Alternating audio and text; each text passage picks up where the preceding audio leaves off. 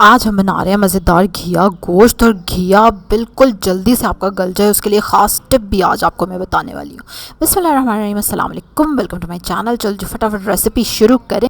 1 kilo beef है, ये आप मटन और चिकन भी ले सकते हैं। 1 लहसुन की पोथी है, 3 दरमियाने प्याज हैं और इसके साथ ही हमें चाहिए 1 टेबलस्पून अदरक और अदरक का पेस्ट, सॉरी लहसुन तो है ऑलरेडी। फिर हमारे पास हैं हरी मिर्चें, 4-5 हरी मिर्चें ले लें और साथ है हमारे पास 1 किलो ही घिया। 2 टेबलस्पून घी चाहिए, देसी घी है ये, और 2 बड़े टमाटर। आपकी मर्ज़ी, आप जो भी घी यूज़ करते हैं। सबसे पहले हम गोश्त को चढ़ा देंगे चूल्हे पे, उसमें पानी डाल देंगे जिसमें वो आसानी से गल जाए। उसमें हम डाल देंगे प्याज, लहसुन, अदरक, हरी मिर्चें, नमक 1 टेबलस्पून और लाल मिर्चें 1 टेबलस्पून और 1 टीस्पून हल्दी। उबाल आ जाए तो आंच हल्की कर दें और आराम से गोश्त को गलने दें। उसके बाद ये देखें, घिया आपने छील लेना है। अब इम्पॉर्टेंट टिप क्या है कि आपने इसकी डंडी नहीं काटनी, ठीक है, उसको छील के धो के रख लेना है। गोश्त देखें गल चुका है। अब इसमें हम डाल देंगे टमाटर और इसको हम टमाटरों को नरम होने देंगे। साथ ही इसमें चला जाएगा जो 2 टेबलस्पून घी हमने रखा था वो। और अब हमने इसके बाद गोश्त की अच्छी तरह से भुनाई करनी है, ठीक है। नॉर्मली घिया गलाने के लिए लोग बड़े ज़्यादा ट्रिक्स यूज़ करते हैं, लेकिन ये जो मैंने आपको ट्रिक बताया ना, और अभी आगे पता चलेगा, दैट इज़ एक्सीलेंट। ये देखें गोश्त कितना अच्छा भुन के रेडी हो गया है और कितनी अच्छी उसकी लुक आ रही है, बिल्कुल उसने घी छोड़ दिया। और ये चेक करें, ये देखें डंडी आपने काटनी है उस टाइम पे जब आपने उसको हंडिया में डालना है, ठीक है। उस टाइम पे डंडी काटी।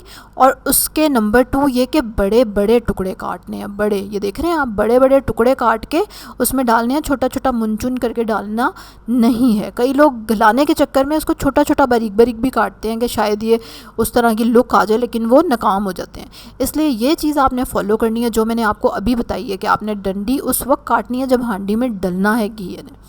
और नंबर 2 ये कि आपने उसके बड़े बड़े पीस रखने हैं, ठीक है। घिया डाल के भी हम कोई 5 मिनट उसको भूनेंगे और उसके बाद हम उसमें कोई 1 गिलास के जितना पानी शामिल कर देंगे, क्योंकि घिये को गलने के लिए भी थोड़ा टाइम चाहिए होता है।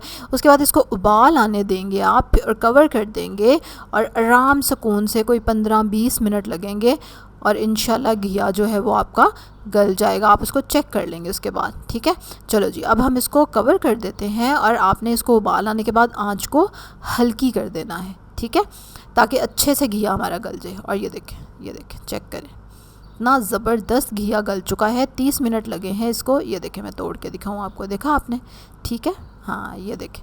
तो इसी तरह चम्मच से आपको इसको तोड़ सकते हैं, या मदानी से मैंने इसको थोड़ा सा घोट लिया क्योंकि मुझे ये इस तरह का पसंद है। इस रेसिपी से अगर आप घिया गोश्त बनाएंगे तो हो ही नहीं सकता कि घर में आपकी तारीफ़ ना हो, ठीक है। और ज़ाहिर है ये चीज़ आपको तभी पता चलेगी जब आप ट्राई करेंगे, तो ज़रूर ट्राई करें, बहुत मज़े का बनता है। चलें जी, आप लाइक करेंगे आप वीडियो को मेरी को, और सब्सक्राइब करेंगे जिन्होंने नहीं किया हुआ। इसी तरह की मज़े की और इजी रेसिपीज़ देखने के लिए ज़रूर सब्सक्राइब करें मेरे चैनल को और बेल आइकन पे भी क्लिक करें। कमेंट करके ज़रूर बताएं आज आपने क्या बनाया है और घिया गोश्त किसकी फरमाइश पे बनने वाला है घर में। अच्छा जी, अल्लाह हाफिज़।